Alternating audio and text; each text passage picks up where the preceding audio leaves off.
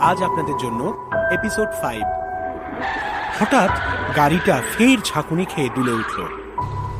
রণজয় ভয় পেয়ে চেঁচিয়ে উঠল একরকম ভাবে, अंकल जी आस्ते। आप लोगों को बताया था ना, सनसेट के पहले हमें कंजांग के उस गीता तक पहुंचाना है। ভদ্রলোকের মুখে স্পষ্ট অশান্তির ছাপ। आप शहर के लोग कोई बात नहीं सुनते। সূর্য অস্ত গিয়েছে একটু আগে। পাহাড়ে সূর্যাস্তের পর বেশ কিছুক্ষণ সূর্যের আলো রয়ে যায়, কিন্তু হিসেব মতো এখনো 2 কিলোমিটারের দূরত্বে কনজাং। কথা বলতে বলতে জানা গেল চালক ভদ্রলোকের নাম হেমেন্দ্র সিমিক। উনি বিড়বিড় করে অনেকবারই বলেছেন পলাশ আর রণজয় দুজনকেই মেরিক থেকে বেরোতে দেরি করে ফেলেছে তারা।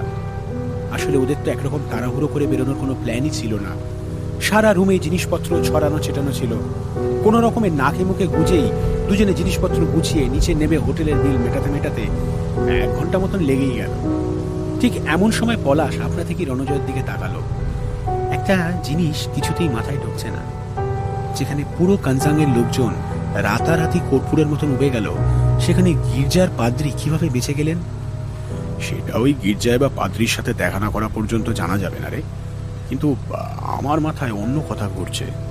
রণজয় ফিসফিস করে বলে উঠল, আমরা এমন এক জিনিসের মুখোমুখি হতে চলেছি, তার আচার উপাচার সম্পর্কে একেবারেই অনভিজ্ঞ। আমরা আবেগের বশবর্তী হয়ে কোনো ভুল করে বসছি না তোরে? তুই ঠিক কি বলতে চাইছিস বলতো? পলাশ অবাক হয়ে তাকালো। দেখতে দেখতে ওদের গাড়ি ঘন পাইন বনে প্রবেশ করলো। এখানে কাঁচা রাস্তা, পাইন বনের ছায়ায় বেশ অন্ধকার। এবারে আমাদের সামনে এমন কিছু দাঁড়িয়ে আছে যা আমাদের অভ্যেসের অন্তর্গত নয় পলাশ। আমরা হিন্দু, মন্দির, বিগ্রহ, তন্ত্র মন্ত্র, সাধু সন্ন্যাসী, 33 কোটি দেবী, এসবের মধ্যেই জন্মেছি আর বেড়ে উঠেছি। এটাই আমাদের বিশ্বাস, আর সেই একনিষ্ঠ বিশ্বাসই আমাদের শক্তি। কিন্তু এবারে আমাদের মুখের সামনে দাঁড়িয়ে আছে বাইবেল, গির্জা, ক্রুশ, বাইবেলে বর্ণিত নরক থেকে উঠে আসা শয়তানেরা, যা সম্পূর্ণ একটি ভিন্ন ধর্মের অন্তর্গত। আমরা নিজেরা যতক্ষণ না গোড়ামি মুক্ত হয়ে অন্য ধর্মগ্রন্থ থেকে শ্রদ্ধা করতে পারছি, ততক্ষণ আমরা সেই ধর্মের শক্তি প্রার্থনা কিভাবে করব? আমি এই নিজের এই ব্যাপারে কতটা উদার মনস্ক সেটা নিয়ে আমার মনে যথেষ্ট দ্বিধা রয়েছে। দ্বিধা রাখিস না রণ। পলাশ রণজয়ের হাত চেপে ধরল। মনে রাখিস, এখানে কোনো দ্বিধা রাখার জায়গা নেই। একটা কথা মাথায় রাখবি, অশুভের বিরুদ্ধে শুভর লড়াই সব ধর্মের জন্যই চিরন্তন চলে আসা এক সংগ্রাম। ধর্ম, তার আচার অনুষ্ঠান, তার প্রথা সবকিছুতেই ভুলে যা। শুধু এই সৃষ্টিকর্তা পরম শক্তিশালী ঈশ্বরকে মনে রাখ। ও দেখিয়ে কনজাং। হঠাৎ পাইন বনের ভিতর থেকে দূরের পাহাড়ের গায়ে কতগুলো ছোট ছোট বাড়ি দেখা গেল। মিস্টার সিমিক সেই দিকেই আঙুল দেখাচ্ছিলেন। পলাশ রণর হাতখানা চেপে ধরল। চিন্তা করিস না, সব ঠিক হয়ে যাবে। আর ঠিক তখনই ওদের চিন্তার মধ্যে ফেলে গাড়িটা মাঝপথে হঠাৎ দাঁড়িয়ে গেল। মিস্টার সিমিক বারবার চাবি ঘুরিয়ে গাড়ি স্টার্ট দেওয়ার চেষ্টা করলেন, কিন্তু একটা যান্ত্রিক ঘড়ঘড়ে আওয়াজ ছাড়া আর কিছুই বেরোলো না গাড়ি থেকে। গাড়ি স্টার্ট নেই হো রাহা হ্যায়। মিস্টার সিমিকের মুখ দেখে মনে হলো তিনি ভয়ঙ্কর চিন্তায় পড়েছেন। রণজয় অবাক হওয়া মুখে বলে উঠল, এরকম চলতে চলতে আচমকা বন্ধ, স্ট্রেঞ্জ। মিস্টার সিমিক এবার বাইরের দিকে তাকালেন। পাইন বনের ভেতরের অন্ধকার গাঢ় হচ্ছে। তিনি দরজা খুলে বাইরে নেমে দাঁড়িয়ে উঠে বললেন, हम लोगों के पास टाइम नहीं है साहब जी, हमें पैदल निकलने जाना चाहिए अभी। মিস্টার সিমিকের মুখে এক অন্যরকম ভয় দেখল পলাশ আর রণজয়।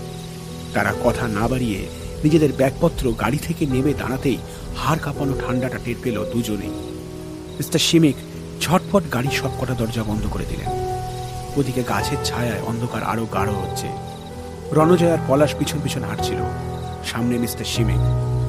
ওদের এর আগে চড়া খাড়াই বেয়ে ওঠার অভ্যেস একেবারেই ছিল না।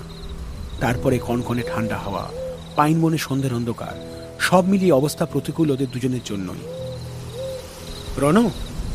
ঠিক এমন সময় পলাশের গলা শুনে থমকে দাঁড়িয়ে পড়ল রণজয়। মিস্টার সিমিকও হঠাৎ থমকে দাঁড়িয়ে পড়েছেন পলাশের গলা শুনে। জায়গাটা জুড়ে সময়ের সঙ্গে সঙ্গে অন্ধকার ঘনিয়ে আসছে। এখানে থাকা সত্যি বিপজ্জনক। অন্ধকার হলেই বনের পশুরা বেরিয়ে আসতে পারে। কিন্তু ও কি? পলাশ রাস্তার ধারে দাঁড়িয়ে পাইন বনের ঢালে ঝুঁকে কি দেখছে? কিরে, কি দেখছিস? রণজয় পলাশের কাছে পৌঁছতেই পলাশ আঙুল তুলে নিচের দিকে ইঙ্গিত করল। অন্ধকারে খুব একটা কিছু পরিষ্কার না দেখা গেলেও বোঝা গেল পাইন বনের ভিতর দিয়ে একটা সরু পাথরে বাঁধানো রাস্তা অনেকটা নিচে নেমে গিয়ে একটা অপেক্ষাকৃত ফাঁকা গোল জায়গায় গিয়ে মিশেছে। পাহাড়ি ঢালের ঘন পাইন বনের মাঝে এই জায়গা সত্যি বিশদ দৃশ্য। পাহাড়ের ঢালে যেখান থেকে রাস্তাটা সরু হয়ে নিচে নেমে গিয়েছে তার মুখেই কালো কালো কাপড়ের টুকরো করে গাছগুলোর সঙ্গে যেন দড়ি দিয়ে পেঁচানো। মিস্টার শিমিক কখন ওদের পিছনে এসে দাঁড়িয়েছেন কেউই খেয়াল করেনি। পাহাড়ের ঢালে ওরকম জায়গাটা গাছ কেটে ফাঁকা কেন? কথা বলতে গিয়ে মিস্টার শিমিক হঠাৎ থেমে গেলেন। রণজয় একবার আর চোখে পলাশের দিকে তাকালো। পলাশ স্থির দৃষ্টিতে মিস্টার শিমিকের মুখের দিকে তাকিয়ে আছে।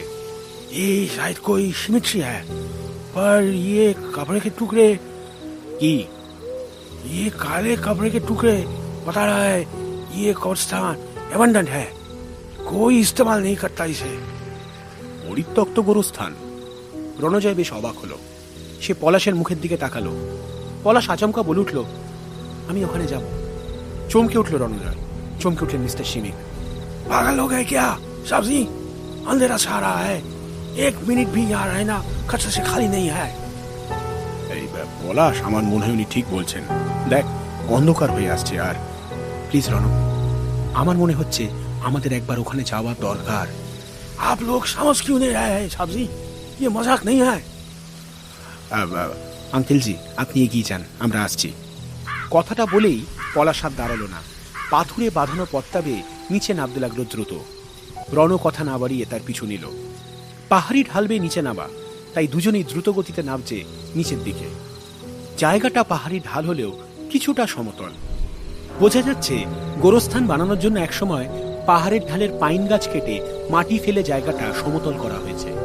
মাথার উপরে পাইন পাতার আস্তরণ না থাকায় জায়গাটা কিছুটা আলোকিত, কিন্তু দীর্ঘদিন ব্যবহার না করায় আগাছা আর ঝোপ জঙ্গলে ভরে গিয়েছে। হঠাৎ এখানে এলি কেন?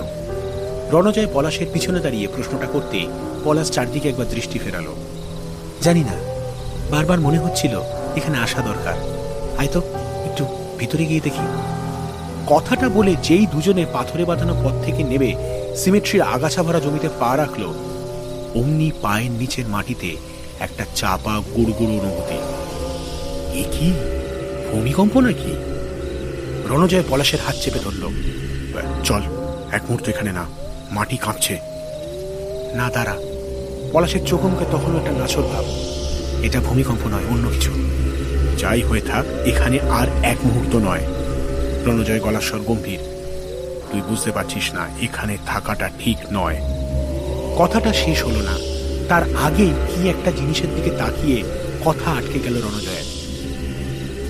ও পলাশের পেছনের দিকে অবাক চোখে কি একটা জিনিসের দিকে তাকিয়ে আছে। পলাশ সঙ্গে সঙ্গে পেছনে ঘুরল, আর যা দেখল তাতে একটা ঠান্ডা শিরশিরে অনুভূতি মেরুদণ্ড বেয়ে যেন নিচে নেমে গেল। পলাশের পেছনেই একটা সমাধির উঁচু ফলক। আলো কমে আসছে, কিন্তু ওরা স্পষ্ট দেখতে পেল ফলকের মাথার থেকে কাঁচা রক্ত গড়াচ্ছে। আপনা থেকেই। শুধু এই সমাধিতে নয়, সমস্ত সমাধিরই একই অবস্থা। তারপর আচমকা সেই রক্তের লাল রং বদলে গেল কালো রঙে। পলাশ চল। একটা কটু চামড়া পোড়া গন্ধে ভরে উঠেছে চারিদিক। রণজয় চিৎকার করে উঠল, পলাশ চলে আয়, চলে আয়। পলাশ দেখল রণজয় পাথরের রাস্তাটা ধরে সামনের দিকে ছুটতে শুরু করেছে। পায়ের নিচে মাটির কম্পনটা বাড়ছে, সাথে সাথে বাড়ছে সেই বিকট চামড়া পোড়া গন্ধ। পলাশ একবার পিছন দিকে ফিরে তারপরে রণজয়ের পিছু নিল। পিঠে ভারী ব্যাগ, সরু পথ বেয়ে চড়াইয়ে উঠতে খুব অসুবিধা হচ্ছে। তারপরে হাতের ট্যাটুটাও ভয়ঙ্করভাবে জ্বলছে। রণজয় ওর ঠিক আগেই। ফাঁকা জায়গাটা পেরিয়ে আসতেই মাথার উপরে পাইন পাতার অন্ধকার গাঢ় হচ্ছে। পলাশ ছুটতে ছুটতে হাঁপাচ্ছে ভয়ঙ্করভাবে। রণজয় ওর ঠিক আগেই, ঠিক চওড়া রাস্তার মুখের কাছে। এমন সময় পলাশের চোখের সামনে পুরো জায়গাটা যেন দুলে উঠল। একটা দৃশ্যপট যেন চোখের সামনে ভেসে উঠল আচমকা, ঠিক যেরকম ভাবে ভেসে উঠেছিল সেই শিউলিদের বাড়ির ভেতর। একজন পাহাড়ি মহিলা অন্ধকারে একটা গোরস্থানের সমাধির সামনে হাঁটু গেড়ে বসল। তার কাঁধে একটা লাল কাপড়ের থলে, হাতে একটা শাবল গোছের কিছু। দূরে একটা সমাধির বাঁধানো বেদির ওপর লণ্ঠন জ্বলছে। মেয়েটা যে সমাধির সামনে বসেছিল ঠিক সেখানেই আচমকা শাবল দিয়ে গর্ত করতে লাগলো। কিছুটা গর্ত খোঁড়া হয়ে গেলে মেয়েটি তার লাল থলের ভেতর থেকে বের করে আনলো একটা হাড়, যার মধ্যে তখনও মাংস লেগে চটচট করছিল জিনিসটা। সেই হাড়টা গর্তের ভেতর ফেলেই মাটি চাপা দিল। কাজটা করেই মেয়েটা চোখ বন্ধ করে বিড়বিড় করে কিছু মন্ত্র পাঠ করলো। আর ঠিক তখনই পিছনে কোথাও কোলাহল শোনা গেল, সম্মিলিত বহু কণ্ঠের গর্জন। মেয়েটি চোখ খুলে চটপট উঠে দাঁড়ালো। সম্মিলিত চিৎকারটা বাড়ছে মেয়েটার পেছনে। মেয়েটার চোখ মুখ দেখে মনে হলো সে ভয় পেয়েছে। সে এক মুহূর্ত ওখানে না দাঁড়িয়ে অন্ধকার পাইন বনের ভিতর হারিয়ে গেল। গোটা দৃশ্যটা পলাশের চোখের সামনে সিনেমার মতন ফুটে উঠল। আর ঠিক তখন একটা হ্যাঁচকা টান পড়ল হাতের কবজিতে। সাথে সাথে চোখের সামনে থেকে দৃশ্যটা সরে গিয়ে রণজয়ের মুখটা ভেসে উঠল। কিরে, দাঁড়িয়ে পড়লি কেন? আয়। পলাশ ঘাড় ঘুরিয়ে পিছনের দিকে গোরস্থানটা আরেকবার দেখল, তারপর বিড়বিড় করে বলে উঠল, চল। ওরা তাড়াতাড়ি পা চালিয়ে উপরে উঠে আসতেই হাতের উল্কির জ্বালাটা কমে গেল। কিন্তু এ কি, মিস্টার শিমিক কই? উনি চলে গেলেন? ভারী অদ্ভুত লোক তো। রণজয় চারিদিকে চোখ ফেরালো। পলাশ তখনও দৃশ্যটা সম্পর্কে ভাবছিল। সে অন্য মনস্কভাবে বলে উঠল, আমরাই ওনাকে চলে যেতে বলেছিলাম, মনে করে দেখ। নে চল, আমরা তাড়াতাড়ি পা চালিয়ে এগিয়ে যাই, সন্ধে হতে যায়।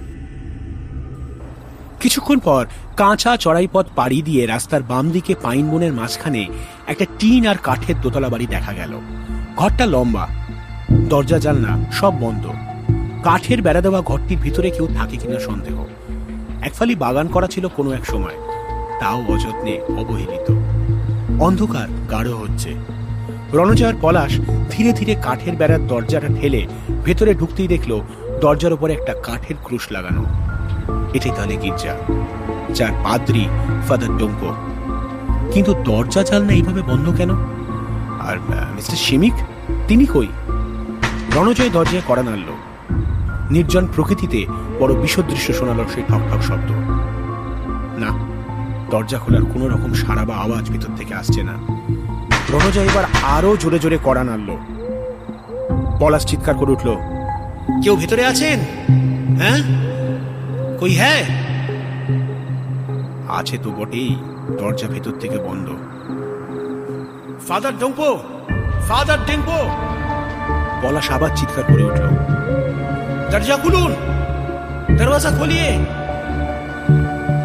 কি করবি বলতো? বেশ কিছুক্ষণ পরে কোনো সাড়া না আসায় রণজয় অসহায় মুখে প্রশ্নটা করল। পলাশ নিজেও বুঝতে পারছিল না এবার কি করবে। আর ঠিক তখনই দরজার ফাঁক থেকে কাঁপা কাঁপা হলুদ আলো দেখা গেল, আর দরজার উল্টো দিকে ছিটকিনি খোলার আওয়াজ। দরজাটা একটা কেটো শব্দ করে খুলে যেতেই দেখা গেল দরজার ভিতর দিকে একজন প্রৌঢ় হাতে মোমবাতি নিয়ে দাঁড়িয়ে আছেন। চোখের উপরে মোটা লেন্সের চশমা, পরনে ফাদারের কালো আলখাল্লা, গলায় উপর চেন। তার লকেটটা পাতলা চাদরের আস্তরণের আড়ালে লুকোনো। কি চাই? ভদ্রলোক অদ্ভুত ফ্যাসফ্যাসে গলার আওয়াজ শুনে চমকে উঠল দুজনেই। আপনি ফাদার ডোঙ্কো? পলাশ প্রশ্নটা করতেই ভদ্রলোক সম্মতি সুরে মাথা নাড়লেন। আপনারা কে? ফাদার অবাক চোখে ওদের দিকে তাকিয়ে প্রশ্নটা করতেই রণজয় বলে উঠল, আমরা একটু আগে এখানে আসা মিস্টার শিমিকের সঙ্গে এসেছি। উনি নিশ্চয়ই আপনাকে আমাদের কথা বলেছেন। তার প্রত্যুত্তরে ফাদার ডোঙ্কো যা বললেন তাতে বিস্ময়ে হাঁ হয়ে গেল ওরা দুজন। ফাদার ডোঙ্কো ওদের দিকে তাকিয়ে অবাক চোখে বললেন, কে মিস্টার শিমিক? এই নামে তো এখানে কেউ আসেননি। এই গল্পের পরবর্তী অংশ শুনতে চাইলে সাবস্ক্রাইব করুন এই শোটিতে।